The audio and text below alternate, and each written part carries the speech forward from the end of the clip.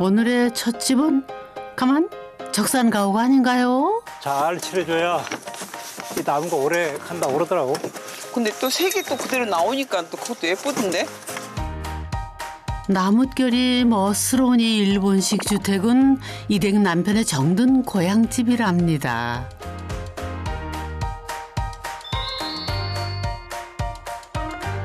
이게 습기 아주 좋은 나무가 돼서 1년에 한 번씩 칠해주면 좋아요. 노년의 고향집으로 돌아오는 거는 대쪽 같은 남편의 오랜 계획이었답니다. 별명이 직진 순재.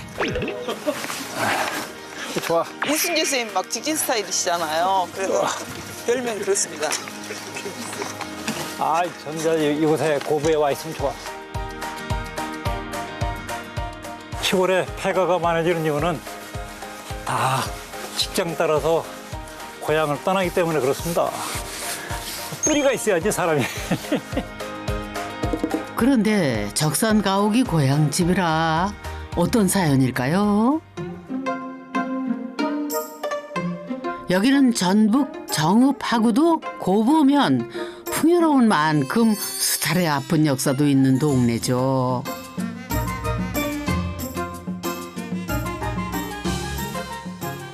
원래 이게 정읍 고부면이 예전에는 그 정읍의 중심지였습니다. 그러다 보니까는 굉장히 좀 오래된 건물도 있고 그리고 느낌이 뭔가 이렇게 오래된 기억이 담겨져 있는 듯한 그런 분위기가 느껴집니다.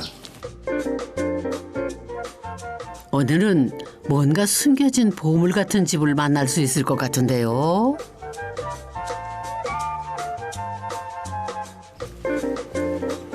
야, 여기 오래된 적산가옥 있네요. 이게 꽤 오래돼 보이는데. 한눈에도 조금 낯선 형태의 주택? 해방 후 일본인들이 떠나며 두고 간 집을 적의 재산이란 뜻의 적산가옥이라 불렀죠. 그렇다면 최소로 잡아도 80년은 좋게 넘었을 텐데 관리가 아주 잘 돼 있네요. 과연 어떤 분이 살고 계시려나요? 아이고, 소장님. 아, 반갑습니다. 네, 안녕하세요. 안녕하세요. 반갑습니다. 멋진 집의 주인분 되시는구나. 아이, 감사합니다. 집이 감사합니다. 굉장히 고풍스럽고 멋있습니다. 만나뵈서 영광입니다.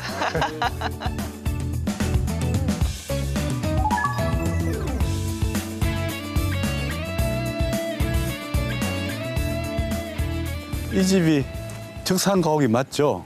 예, 그렇습니다. 아, 근데 어떻게 이 적산가옥에 살고 계시나요? 32년도에 일본 사람들이 지었던 주택인데 한 48년 전에 저희 아버님이 사셨습니다. 그 전까지는 그러면 이게 뭐 계속 사람이 살고 계셨나요? 아니면 어떻게? 아버지 돌아가시고 나서 누나가 사시다가 4년 전에 누나가 돌아가시고 그다음에 좀 허물어져 가는 그런 부분도 있고 그래서 고치게 됐습니다. 시골에 있는 집을 다시 고치고 해서 살기가 쉽지 않은데 대단한 결심을 하셨네요. 뭐 남편이 어릴 때 뭐 추억도 있고 또 저도 이렇게 저희 아이들이 어렸을 때 여기서 많은 또 추억들이 있습니다. 그러면 이 집을 수리해서 같이 또 우리가 그 노후를 보내는 것도 괜찮다 이런 생각을 좀 하게 됐습니다. 안녕하세요. 안녕하세요.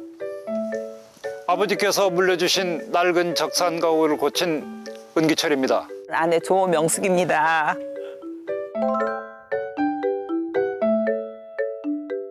지난번 집을 고칠 때 상량문을 봤는데 1932년도에 상량을 했다고 하는 상량문을 봤어요. 일본 사람들이 전국에 금융조합을 설치를 했는데 금융조합의 장이 사시기 위해서 이 집을 건축을 했고요. 그 뒤에 농협에서 이어받아 가지고 농협의 상무께서 사시던 그런 집이었는데 76년 어간에 저희 아버님이 사셨지요. 처가집 많던 그 시절 적산가옥은 고급 주택이었죠. 고부에서 멋쟁이 신사로 통하던 아버지의 청춘이 담긴 집이랍니다. 아버님이 당시에는 젊으셨을 때 자유당 정권 시절인데 양조장 사업을 하셨어요. 굉장히 번창하셨고 돈도 많이 버셨던 시절이 있었어요. 아버님이 거의 자존심과 같은 그런 집으로 생각하셨고 굉장히 좋아하셨어요. 고부 중심과 적산 가옥으로 이사를 오니 하루하루의 일상은 물론 사람들의 대우도 달라졌다네요. 여기가 저잣거리고 생필품 구입하기가 용이하고 그래서 생활이 굉장히 편했고요. 그 동네 분들한테 이렇게 학교 갈 때 가방을 짊어지고 가면 사람들이 무슨 얘기를 했냐면 도로 양편에 쭉 앉으셔서 야 저기 부잣집 아들 간다 그런 말을 많이 들었어요. 야 저 집에 부잣집 아들 간다. 근데 보니까는 양식은 꽤 이제 오래된 양식인데 외관을 보니까 굉장히 깨끗해요. 이 고치기 시작할 때 그 삼나무 패널이 새카맸어요. 그래서 적산가옥마다 사진이나 TV를 보면 왜 새카말까? 70년, 80년 흘러가다 보니까 새카맸는데 다 뜯어버릴까? 그 생각을 했어요. 솔직하게 말씀드리면 했는데 많은 사람들이 보더니 야, 그거 왜 뜯냐? 살리는 게 좋다. 그래가지고 그런가? 살렸어요. 샌딩을 살짝 하면 원래 색깔이 나온다 하더라고요. 그 샌딩을 해보니까 진짜 아름다운 색깔이 나오는 거예요. 목재를 단 한 장도 손대지 않고 100년 가까이 묵은 때를 싹싹 벗겨냈답니다.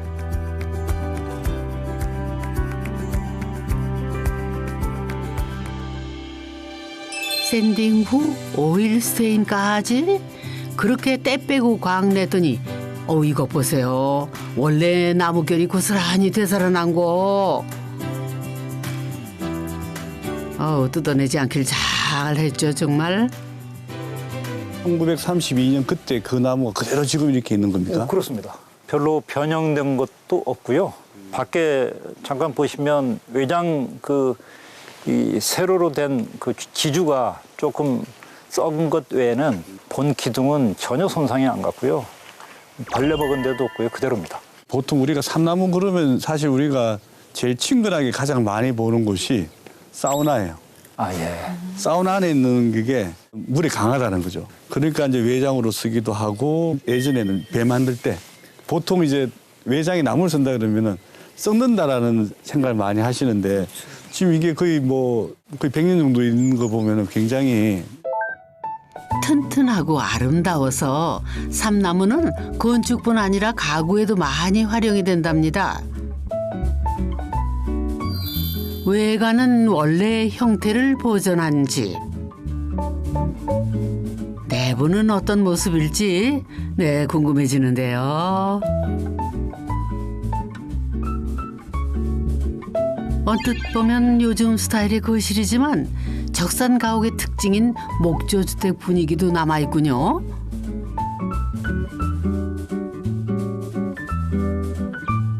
여기도 손을 조금 대셨나요? 당초에 이 공간이 이제 귀한 분들 오시면 이제 접대하는 이제 응접실 역할하는 거실이었죠.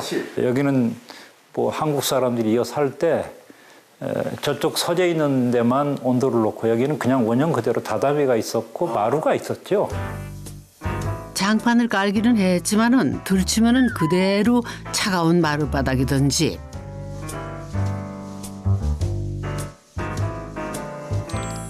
집 고치며 보일러를 깔고 보니 부모님 살아생전 따뜻한 집에 모시지 못한 게 마음의 가시가 되더랍니다.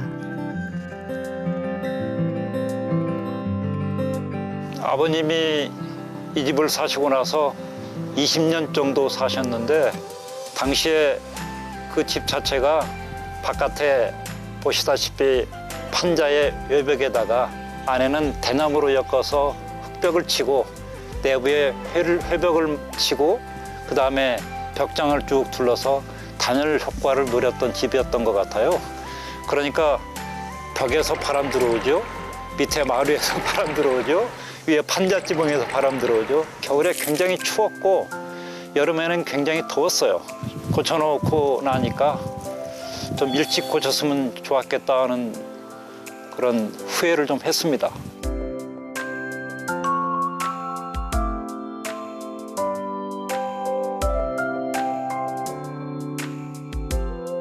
근데 여기 좀 독특한 게 보여요.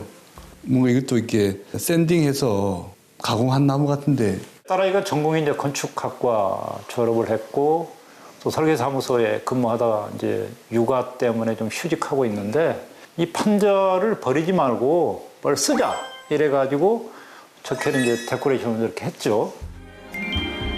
마룻바닥을 전부 뜯어내는 것은 난방을 위한 불가피한 선택이었죠.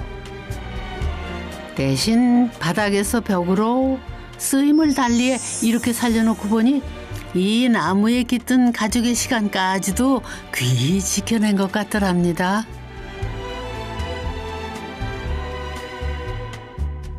뭐 아무 생각 없이 보게 되면 뭐 이 나무가 무슨 주는 의미가 그렇게 클까? 근데 또 자기가 어렸을 때 그 행복했었던 그런 순간 그런 것들이 아름다움 그 속에 다 포함되지 않을까 싶습니다. 주방은 현대식으로 다 고쳐놔 했는데 창틀을 보니 적산 가옥의 분위기가 살아있네요. 공간이 지금 하나로 되어 있지 않습니까? 네. 원래부터 하나는 아니었죠. 여기는 거실이고 여기는 작은 방이죠. 다다미 방이지만 나뉘어져 있었습니다.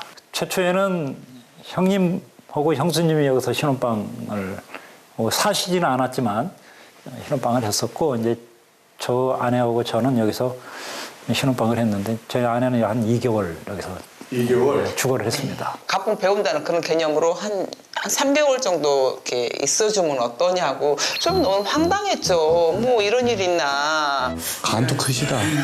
그 연유가 이제 저희 아버님이 제 위로 누나가 4분이고 에? 신우가? 네, 그다음에 바로 이후로 형님 계신데 친구분들은 다 며느리가 해주는 밥을 드셨다라는 얘기를 들으셨고 근데 본인은 이제 며느리가 해준 밥을 먹어본 기억이 별로 없는 거예요. 드셔본 기억이. 그래서 아내한테 좀 설득을 했죠. 3개월만 있어주면 안 될까? 그런데 당시 남편의 직장은 포항, 정읍에는 2주에나 한 번 올 수 있어서 아내는 시댁에서 시부모님과 신혼 시절을 보냈죠.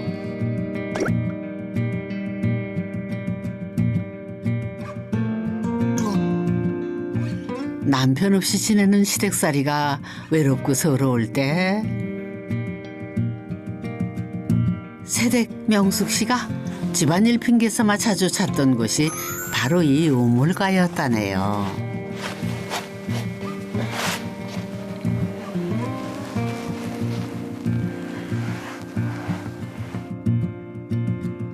제가 여기서 빨래하고 김치 씻고 또 설거지도 여기서 제가 그 전에는 여기가 지붕이 있었어요. 그래서 여기서 제가 또 많은 추억이 있죠. 시골에서 혼자 생활할 때 우물에 앉아서 울기도 좀 울었고요. 쭈그리고 앉아가지고 걸레 빨면서 방망이로 때리면서 저희 좀 한탄 뭐 그런 것들이 좀 많이 있어요. 지금 생각하면 많은 추억이에요. 그래도 막내 며느리를 각별히 아끼셨던 시아버지 덕분에 그 계절은 따뜻했더랍니다. 아버님 밥을 이렇게 고추장을 넣고 비빔밥을 참 잘해주세요. 그게 별건 들어간 거 아니었는데 그 밥이 그렇게 따뜻하고 되게 좋았어요. 저희가 이렇게 뭐 분가하려고 그랬을 때 아버님이 저한테 그러시더라고요. 너 나가서 살 때 뭐 김치나 담을 수 있겠냐? 그러면서 한번 김치를 담아봐라고 그러셔서 근데 저도 김치를 담궈 본 적이 없는데 김치를 담궜는데 그게 배추김치인데 거진 물김치가 돼버렸어요. 근데 아버님, 야 이래가지고 너 먹겠냐 그러시면서 이렇게 봐주시는데 이렇게 웃으셨어요. 그때 저를 보시면서 이 아들이 온 집안의 막내이다 보니 그 막내 아들이 안쓰럽다는 그 생각으로 아마 저도 그게 같이 봐주시지 않았나.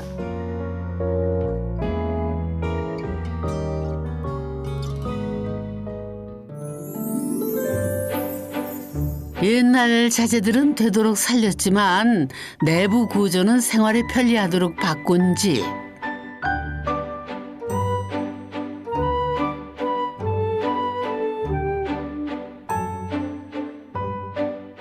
이 방이 혹시 안방입니까? 지금은 안방으로 쓰고 있고요. 근데 이게 중간에 이렇게 뜬금없이 기둥이 있어가지고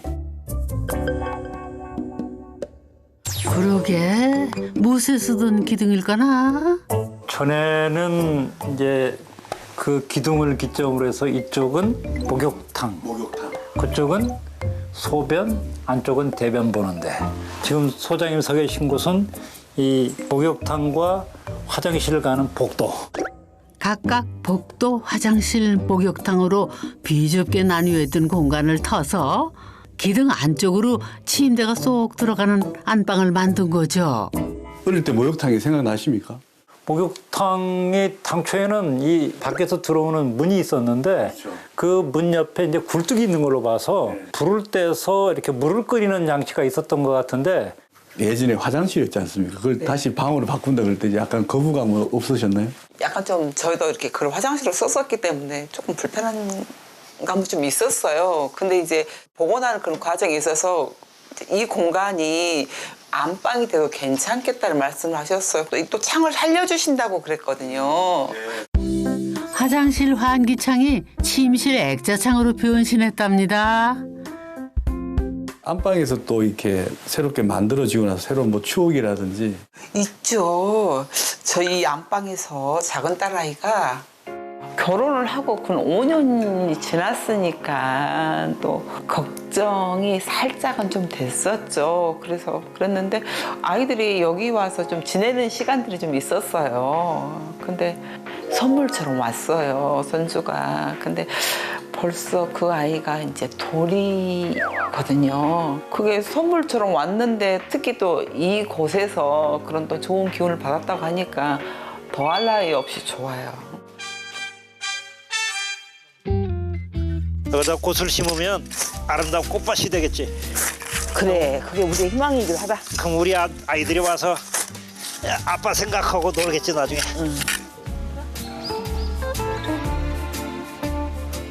아니 그런데 이 무성한 잡풀들은 왜 뽑지 않고서는 미국산 호밀입니다. 이 호밀을 심으면 특성이 있는 게 토질개량이 좋아요. 그 다음에 여기를 화초밭으로 이렇게 가꾸면 우리 애들이 굉장히 좋아할 것 같아요. 아이들한테 즐거움을 주려고 하시는 이유가 무엇일까요? 그래야 아이들이 여기 와서 뭐 손자들 데리고 와서 놀 테고 즐거움이 있어야 애들이 여기 와서 또 대대로 물려서 살 것 같은 생각이 들어서 우선 가꾸고 봐야 되잖아요. 그래서 그리 하려고 합니다. 삼신 할머니 상주하시는 집이니 이 터에서 자손들도 더 번성할 것 같네요. 아이고.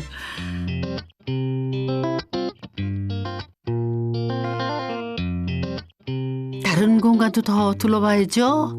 거실 벽 뒤쪽으로는 책상과 작은 장 하나가 전부인 아주 단출하고 정갈한 방이 있군요. 벽 하나로 굉장히 묘한 공간을 만들어내셨는데 주로 여기는 뭐 하는 공간으로 사용하십니까? 제가 서재로 쓰고 있는 공간입니다. 뭐 이 공간이 이제 아버지 어머니가 주무셨던 안방이기도 했고 안방이요? 주로 몸이 불편하셨을 때에도 주로 많이 계셨던 공간이기도 하고 이제 제가 이 방을 드나드는 게 좀 부끄럽고 좀 어렵고 그래요. 근데 제가 주방을 갈 때 그 방에서 이렇게 거실을 거쳐서 복도를 거쳐서 안방을 들어와야만이 부엌을 가는 구조예요. 예. 두 분이 누워 계시는데도 불구하고 이제 이렇게 거쳐서 주방을 가서 식사도 좀 챙기고 이제 그랬던 기억이 저한테는 있거든요. 네, 그럼 이 장도 그런 부모님과 관련이 있는 건가요? 어머님이 이제 1916년생이셨는데 18에 이제 시집을 오셨으니까 당시에 이제 저희 외갓집은 굉장히 부자이셨다고 들었고 그 부잣집 막내 따님이셨는데 결혼하실 때 가지고 오셨던 의장 옷 벗어서 이제 걸어놓는데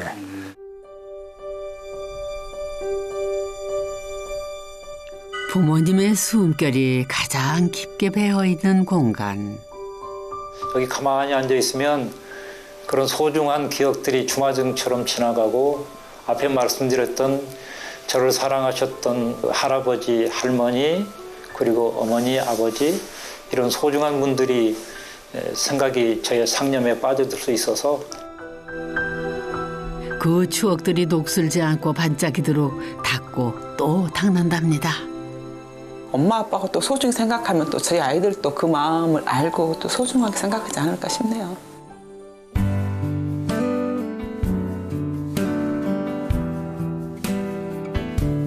황혼이 되어 다시 돌아온 옛집.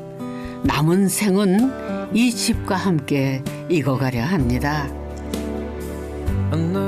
얼핏 보면 좀 이상한 집처럼 보일 수도 있고 밖에 있는 외장형이 판자 패널로 돼 있다고 하는 것 자체가 이렇게 고급 주택스럽지는 않지만 저에게는 아주 소중한 가치가 있고 누가 뭐래도 나는 이 집이 좋다.